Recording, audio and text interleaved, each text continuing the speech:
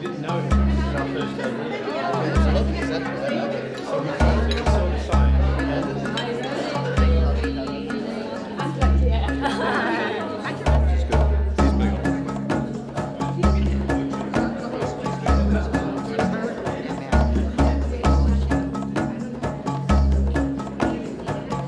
This is the exhibition number 31 at the Verbal Arts Center, where the stories are told in textile, where women, humbled in different parts of the world, struck by very difficult circumstances, tell their stories in a textile narrative.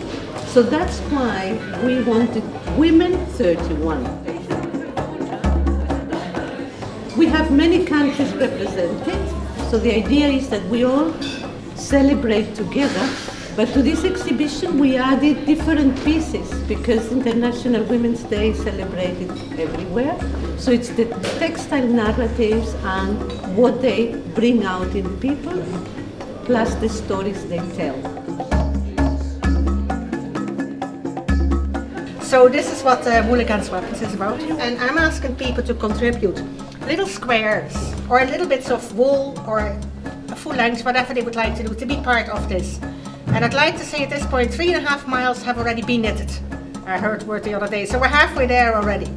They're made up of lengths like this, which will be used as baby blankets in places like the refugee camps in Syria, the Palestinian refugee camps, or wherever in the world. Children are needlessly suffering because of policies of governments who think that armaments are a way to spend money instead of education and food.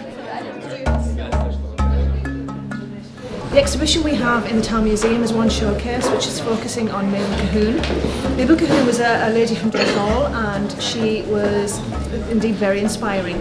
When she died quite a number of years ago, her family donated her collection to the museum.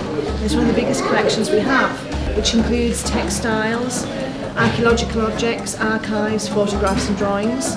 What we have on display is a selection of the collection, and it really kind of is looking at a woman who was not only very inspiring because of the way she travelled around in the 1960s and 1950s around Derry and Donegal, putting together details of all the archaeological sites that she could find. She took photographs, she did very detailed excavations with very little background knowledge in all of this, and we also have some of her own clothes on display and some photographs which kind of show you very different to an archaeologist today, who are often in a trench in Wellingtons and wet gear. She was always very finely dressed and always had a lovely hat and gloves, which some of the photographs are really lovely.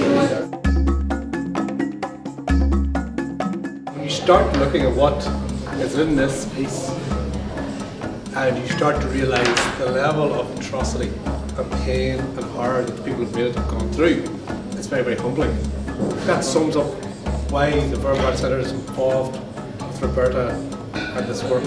It's a small contribution to a much bigger thing. So there is on the one hand the story, but also the mother to want the people to hear what the son had lived.